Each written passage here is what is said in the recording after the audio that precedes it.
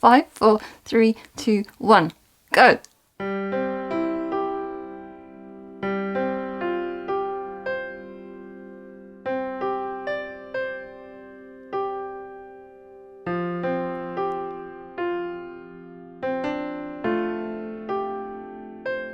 Hi everyone, welcome back to my channel, Christian Faith and Fiction. My name's Lou, and today I'm doing a tag that I'm really catching up on from last year, and that is the 5, 4, 3, 2, 1 book challenge. I think that's right. I was tagged a couple of times last year to do this book tag. I saw Holly recently do it and it reminded me that I haven't done it yet. So I'll leave Holly from Lovely Day with Holly's video down below, but also I was tagged by Lindsay from BFCG and I'll leave her video, and also Chronicles of a Book Nerd, and I'll leave her video as well down below. If anybody else has tagged me, I'm sorry I've missed it, but let me know down below and I'll put your video in there as well. So this looks like it should be a fairly quick book challenge. I think there are only 5 different prompts to do, but I haven't looked ahead in advance, so that I could be completely wrong. But the first one is 5 latest 5-star reads, or 5 books that I love. So I'm going to have a look on Goodreads.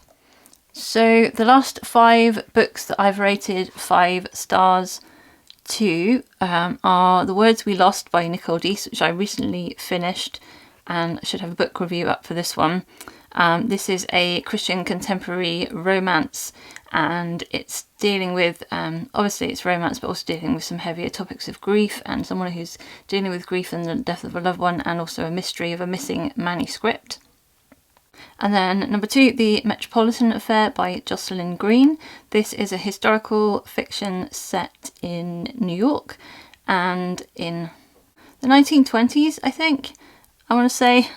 My memory gets really bad after a while, but it's following somebody who is like the curator of a museum, or assistant curator, Egyptologist, and there's a mystery element to that, there's a crime element to it, to do with art forgeries, and she has family issues as well going on, so yeah, loved that one.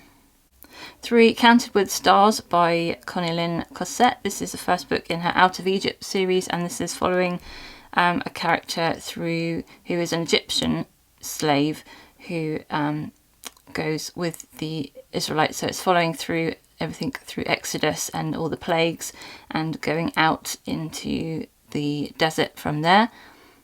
Then number 4, Codename Edelweiss, which is by Stephanie Landsem, another historical mystery and romance, romantic suspense type of book, in the 1930s in Los Angeles, following somebody who was working in Hollywood but gets a job as a spying on the German community in Los Angeles to see whether any of them are in sort of league with the Nazi Party in Germany. And then number 5, Set the Stars Alight by Amanda Dykes, which is a dual time period novel taking place in sort of now-ish and in the past, and I can't remember exactly when it was, 200 years earlier. So it's following, mostly following a girl called Lucy and a guy called Dash, and in their kind of current day, and her love of the Napoleonic Wars, I want to say. She's really interested in finding out where some kind of ship has gone and it went down, and she wants to find it. And so you're seeing her perspective and their relationship, and they sort of are friends as children, but later on meet up again, and the past is sort of following other sort of set of characters in the past. As you can tell, my memory gets terrible the further away from a book that I get having read it. Okay, 4 auto by authors.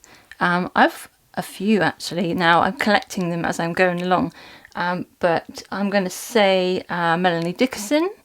I'm going to say Julie Klassen, maybe. Rachel Hauck, maybe, for a contemporary one. and Roseanna M. White. So that's 4. There are probably more ones that I definitely look out for. 3 genres that I'm loving are historical, contemporary romance, and the other one's hard because I read some mystery and suspense, I read some biblical fiction, I read some fantasy and sci-fi, I read some classics.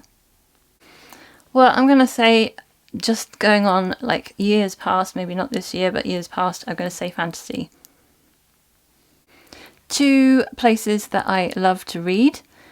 Actually, it's harder to say than I thought because I only tend to read on my bed over there, sat on my bed, laying down on my bed.